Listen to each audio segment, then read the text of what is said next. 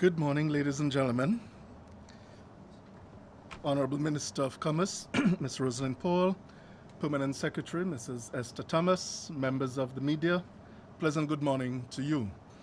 We would like to, before we begin with the details, we'd just like to acknowledge some of our strategic partners, the stakeholders who work very closely with us. No doubt the Dominica Youth Business Trust, the Dominica Association of Industry and Commerce, the Dominica Business Forum, many of the other private sector entities, and the Dominica Exports Imports Agency, DEXIA, and a number of these other persons. We'd just like to acknowledge them for the work that they have been doing with us post-Maria, and to thank them so that some of the details we can share with you this morning. Also, before I begin, we'd just like to extend our deepest sympathies to a number of our small business clients, particularly persons from the community of Point Michelle. We had the training, I think it was in May of this year, and we had close to 75 persons at that training. And 2 of the persons who were in attendance in that training has died. Okay? So we really like to extend our sympathies to those persons. They all had thriving small businesses as well. And they were very eager in wanting to take on board the training that was disseminated to them at that time. So we'd like to extend our sympathies to them, as well as to other persons who perished around Dominica. Our thoughts and prayers are with you also.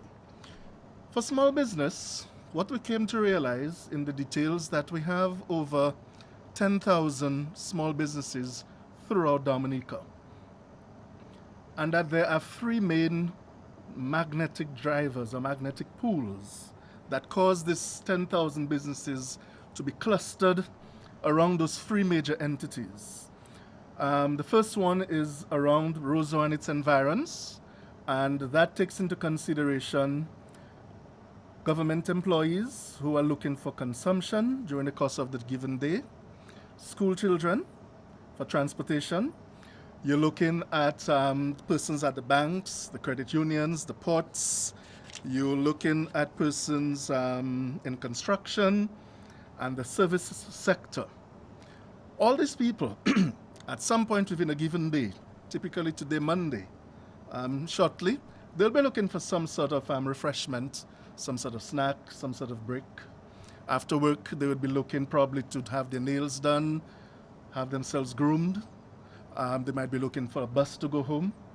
Would you believe all of those sort of services are provided by micro, small, and medium enterprises?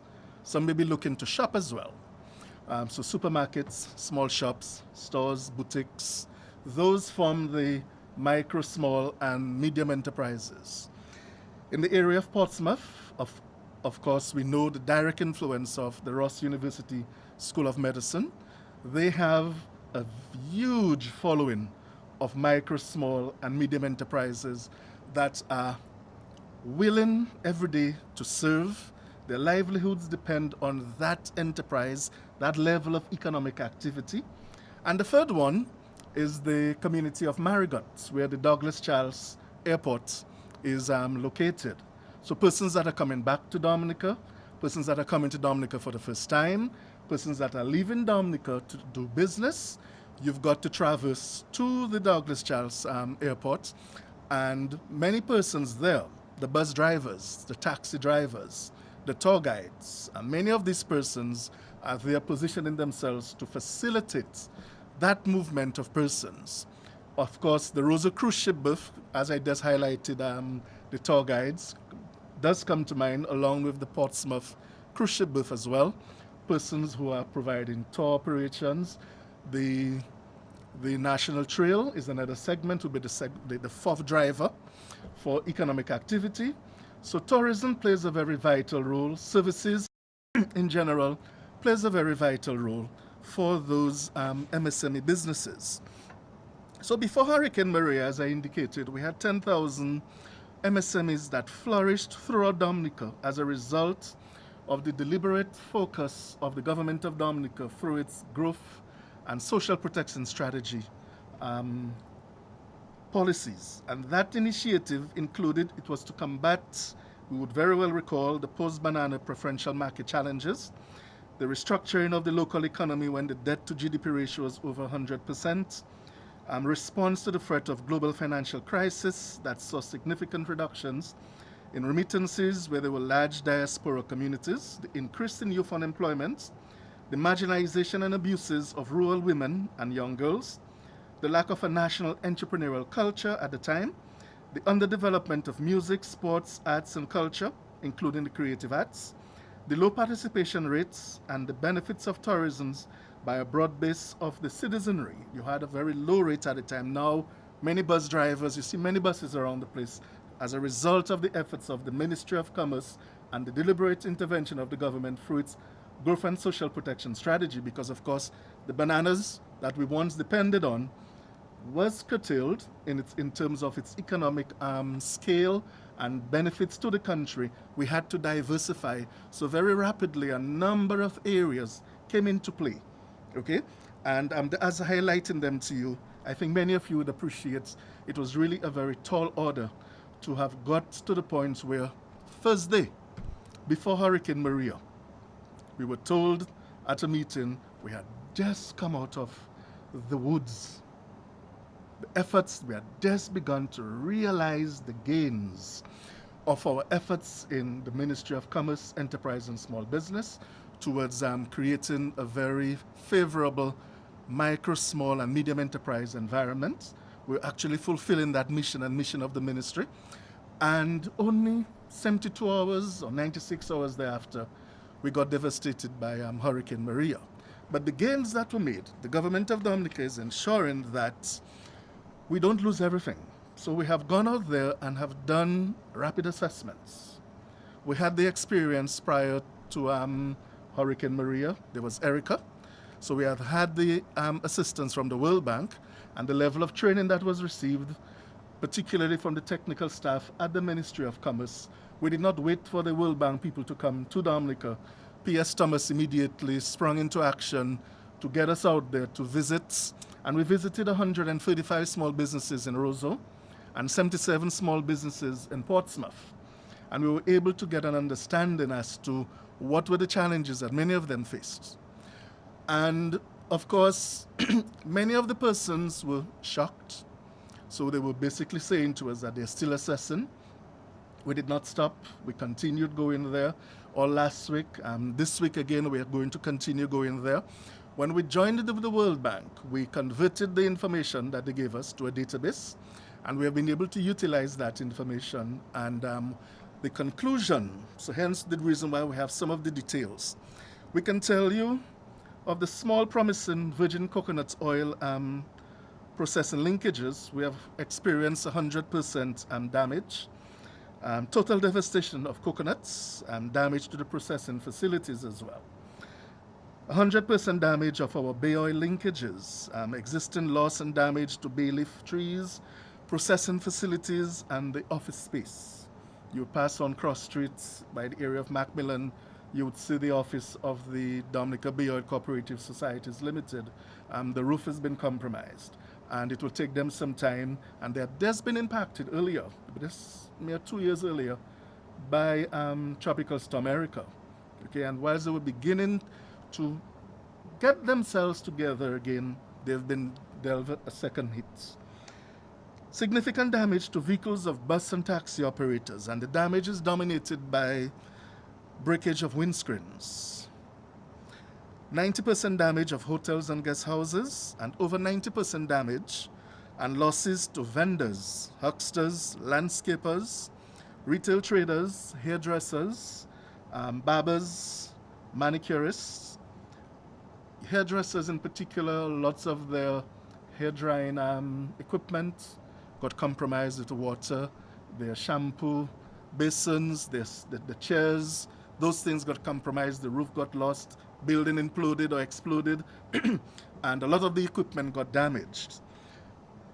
Plumbers, electricians, mechanics, construction enterprises, honey producers, bakers, furniture makers, food and beverage providers, including caterers and restaurateurs, musicians, and art and craft producers. If we know our greatest pioneer in the Boer music, Mr. Derek Rapiters, lost everything just a few houses away from the financial center. His basement got filled in with the river and the debris, and all his musical equipment got damaged in there. Okay? And we'd like to encourage persons to support the GoFundMe account of this pioneer, this musical pioneer. And so we have a number of all the areas that we said, the activities that occur in Roseau, the activities that occur in Portsmouth, the activities that occur in Marigot, the activities as a result of the National Trail, many of the support enterprises that would have created life around those areas have been severely devastated. And so the challenge for us now is to come up with a series of rapid assessment strategies, rapid assessment relief packages to assist persons in those areas to regain their livelihoods, to regain the opportunity of feeling that they're making a meaningful contribution to the economy of Dominica, that they have a job, there's something to live for every day, to have a vision, to have a purpose out there in this life, and to get out there and to make Dominica the best that it can be with their various efforts. So we really like to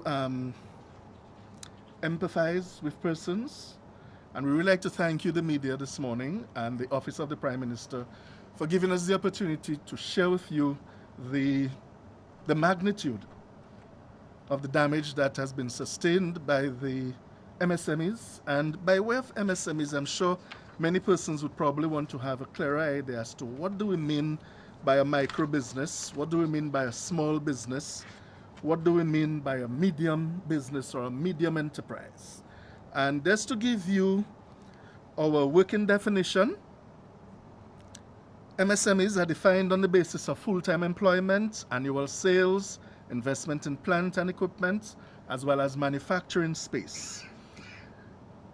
For micro-enterprises, in terms of the number of employees, anywhere between 1 to 5 employees, with an annual sale of less than $100,000, with investments of less than $50,000.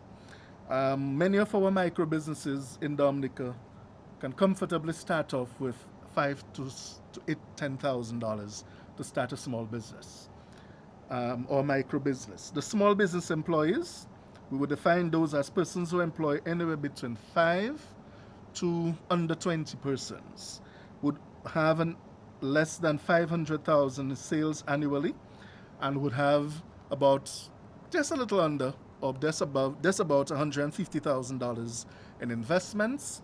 And in terms of those in manufacturing, they would occupy about 4,000 square feet of manufacturing space.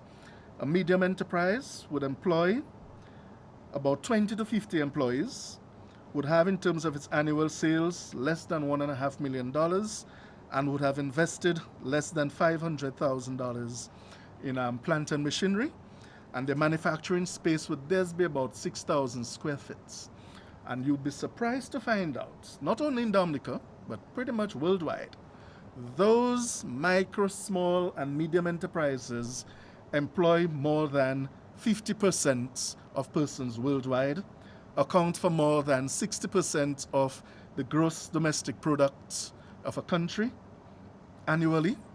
So imagine we have a population of 70,000 persons, and that's about maybe 40,000 persons working, and you have 10,000 persons that are earning a living. That's 25%, earning a living for themselves, being their own bosses, and they would have a family average of between 3 to 5 persons. You're really talking a significant number of persons in terms of the economic devastation that Maria has brought on those persons. And imagine the economic impacts before Maria that we had in terms of the Ministry of Commerce with the injection of $13.5 million, okay, for existing businesses as well as new businesses to get that opportunity to be their own boss, to have that dream, but also to become export ready. There are many of those persons, particularly the persons that have been assisted by the Dominica Youth Business Trust. The government of Dominica has a loan guarantee mechanism where persons that may not be able to put up collateral. The government can put up $20,000 for an individual age 18 to 35 years at the Dominica Youth Business Trust. I speak of the Dominica Youth Business Trust because on behalf of the Ministry of Commerce and the Minister and the PS, I've been appointed one of the Board of Trustees. So we are very much intimate with the knowledge of what the Dominica Youth Business Trust has been doing out there. And those young persons, imagine a young man graduated from college, had a thriving business. I know of a number of them in the virgin coconut oil sector. We know of Big G's in the infused varieties, line and range of pepper sauce production that is also export potentially ready. Okay, imagine the setback.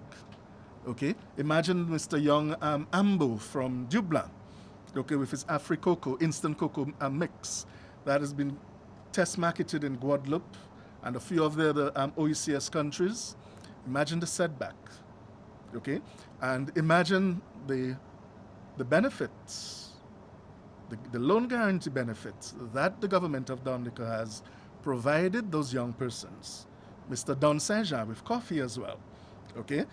Those four individuals showed very tremendous level of promise, not only for the Dominican market, but also to export. Yeah? And we really want to ask these individuals to hold the fort, bear with us. Assistance, no doubt, will be coming their way. Thank you.